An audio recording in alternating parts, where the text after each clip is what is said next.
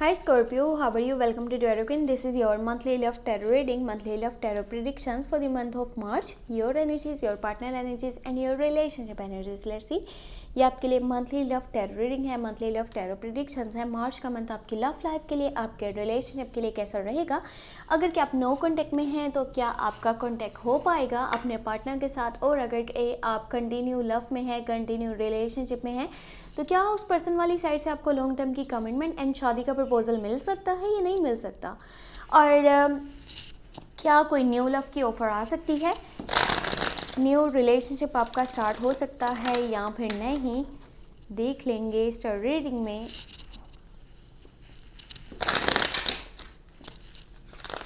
अगर क्या आपको वीडियो पसंद आती है लास्ट में वीडियो को लाइक कर लीजिएगा। चैनल पे अगर क्या आप न्यू है सब्सक्राइब करके घंटी को ऑन कर दीजिएगा, ऑल पे सेलेक्ट कर लीजिएगा। और पर्सनली कुछ भी जानना चाहते हैं, चाहे वो आपकी लव लाइफ के बारे में है या आपके करियर के बारे में है, आप मुझे व्हाट्सएप पे मैसेज कर सकते हैं। व्हाट्सएप का नंबर आपको इसी वीडियो के डिस्क्रिप्शन बॉक्स में और चैनल के अबाउट सेक्शन में मिल जाएगा। लेट्स सी मार्च का मंथ आपकी लव लाइफ के लिए, आपके रिलेशनशिप के लिए कैसा रहेगा। Okay, your side 9 of wands का कार्ड है, 3 ऑफ पेंटिकल है। ओके, यहाँ पर है 10 ऑफ सोर्स। आपके पार्टनर वाली साइड की एनर्जीज की बात करी जाए, 9 ऑफ सोर्स का कार्ड है, 2 ऑफ सोर्स है। सोर्स के कार्ड ज़्यादा हैं तो हो सकता है आप में से कुछ लोग जेमिनाई, लिब्रा या फिर इक्वेरियस के साथ डील कर रहे हैं, कुछ यहाँ पे कैप्रिकॉर्न, विर्गो, टॉरस के साथ डील कर रहे हैं। अब रिलेशनशिप की बात करी जाए, 2 ऑफ कप्स की एनर्जी है, यहाँ पर है 8 ऑफ पेंटिकल। ओके, एंड यहाँ पर है 4 ऑफ कप्स। ये जो आपका इग्नोरिंग मूड है ना, कि सामने वाले को आप कभी कभार इग्नोर करते हो, यानी कि जब वो आपके पास आते हैं, आपसे टाइम मांगते हैं कि हाँ मुझसे बातचीत करो, मेरे साथ थोड़ा सा टाइम स्पेंड करो, हम आउटिंग करते हैं, बाहर जाते हैं, घूमते हैं, लेकिन आप थोड़े से मगरूरी नज़र आते हो, एटीट्यूड में रहते हो, कहते हो नहीं मेरे पास अभी टाइम नहीं है, मैं अपने कंफर्ट जोन में हूँ, मुझे फ़िलहाल ऐसे अकेला छोड़ दो, मेरे और भी कुछ काम है, मैंने उन पे फोकस करना है, मैंने अपनी लाइफ को देखना है। तो इस तरह का जो आपका रवैया है, इसको थोड़ा सा इग्नोर कर दीजिएगा मार्च के मंथ में। आपने अपने रिलेशनशिप पे पहले से ज़्यादा फोकस करना है, अपने पार्टनर को टाइम देना है, उनके साथ जो आपका एक अंडरस्टैंडिंग लेवल है ना उसको इंक्रीज़ कीजिएगा, वरना कुछ मिसअंडरस्टैंडिंग्स क्रिएट हो सकती हैं। अच्छा हाँ, यहाँ पे एक गुड न्यूज़ है आपके लिए, और वो ये है कि न्यू लव स्टार्ट हो सकता है, न्यू रिलेशनशिप स्टार्ट हो सकता है, और जो पहले से कंटिन्यू रिलेशनशिप है वो अब बेहतर तरीके से आगे बढ़ पाएगा। आपका आपके पार्टनर के साथ जो कनेक्शन है ना वो पहले से ज़्यादा स्ट्रॉन्ग होने वाला है। 2 people on the same page, same feelings, same energies, same emotions, यानी कि सोलमेट कनेक्शन है। वो पर्सन आपके साथ हमेशा रहना चाहता है, आपको बहुत ज़्यादा प्यार करता है, आपकी बहुत कदर करता है, केयर करता है, रिस्पेक्ट करता है, लेकिन ये ख्याल कीजिएगा कि किसी थर्ड पर्सन की वजह से। अब थर्ड पर्सन कौन है? ये आपके घर में से कोई हो सकता है, आपके पार्टनर वाले साइड से कोई हो सकता है, मे बी उनके कोई दोस्तों में से हो या आपके कोई दोस्तों में से है।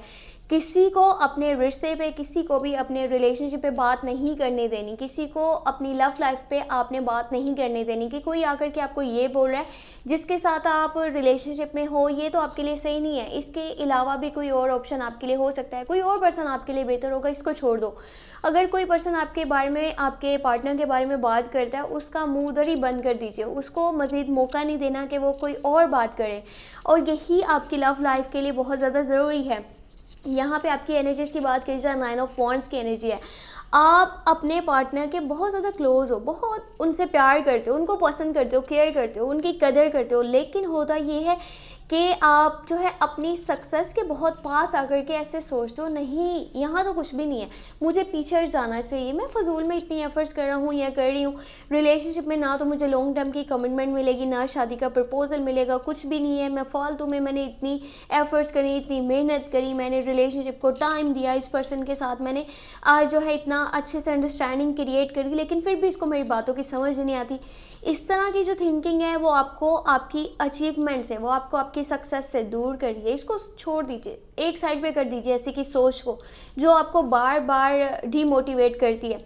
3 ऑफ पेंटिकल की एनर्जी है, आपका जो रिलेशनशिप है वो पहले से ज़्यादा स्ट्रॉन्ग होने वाला है। जिस तरह से आप अपने पार्टनर से बातचीत करने वाले हो ना, मिड में एंड लास्ट के डेज़ में आपकी तरफ से जो लास्ट के डेज़ हैं वो थोड़ा सा कॉन्टैक्ट कम होगा, ये आपके वाली साइड से एनर्जीज़ हैं, ठीक है। यहाँ पे 10 ऑफ सोर्स का कार्ड है, आपकी तरफ से कम्युनिकेशन कम नज़र आ रहा है, कॉन्टैक्ट कम है, और आपका जो आसपास का माहौल है वो थोड़ा सा नेगेटिव रहेगा। मे बी आपके घर के कुछ इश्यूज़ हैं, या फिर आपकी हेल्थ इतनी अच्छी नहीं है कि आप अपने पार्टनर को, अपनी लव लाइफ को अच्छे से टाइम दे पाओ, या फिर कोई सच आपके सामने आने वाला है, आपके पार्टनर का भी हो सकता है, आपके फैमिली मेम्बर्स में से भी हो सकता है, या फिर दोस्त या रिश्तेदार कुछ है जो कि अब आपको आकर के रियलिटीज़ पता चलेंगी, या फिर आपकी सिचुएशन कुछ इस तरह से टफ हो जाएगी कि आपका जो माइंड है ना आपकी लव लाइफ की तरफ से या अपने रिलेशनशिप वाली साइड से थोड़ा सा हट जाएगा, पीछे हट जाएगा।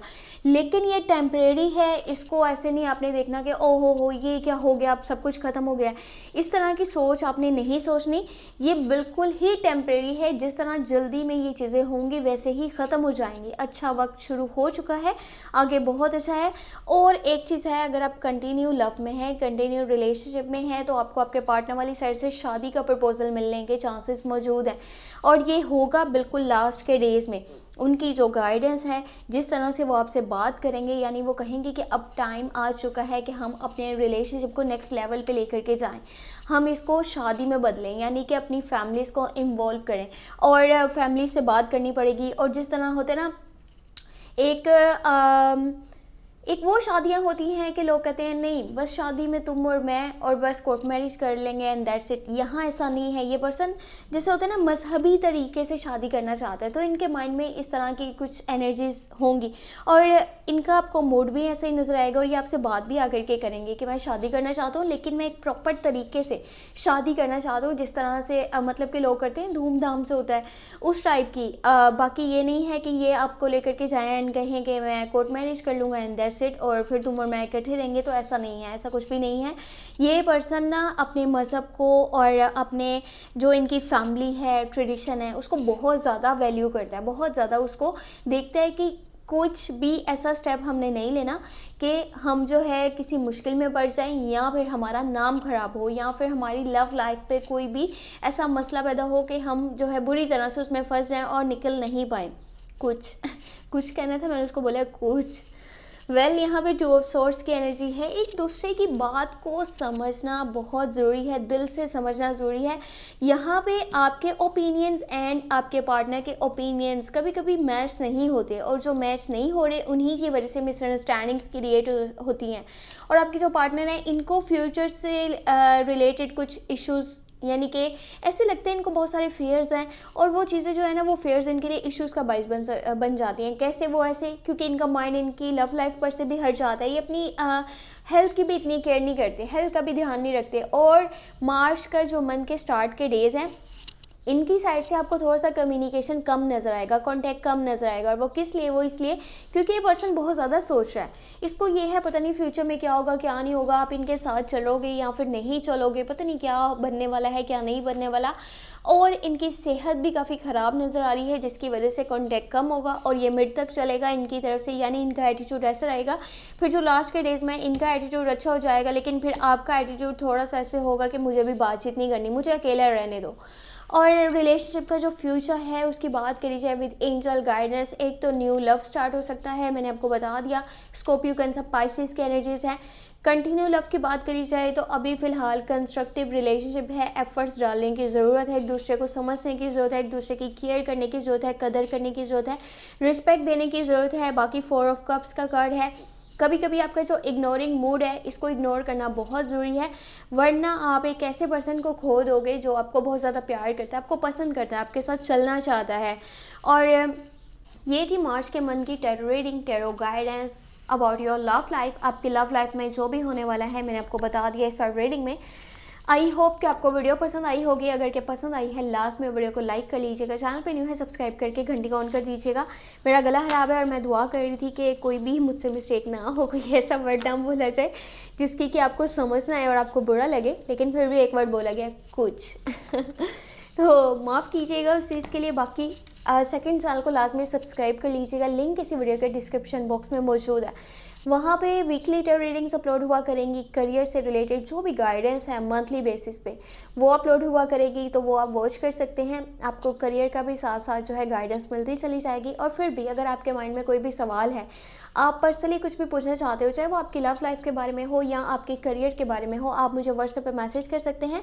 व्हाट्सएप का नंबर आपको इसी वीडियो के डिस्क्रिप्शन बॉक्स में और चैनल के अबाउट अस सेक्शन में मिल जाएगा। अपना बहुत सारा ख्याल रखिएगा, चैनल को लाजमी शेयर कर दीजिएगा। Thank you so much, take care, bye bye.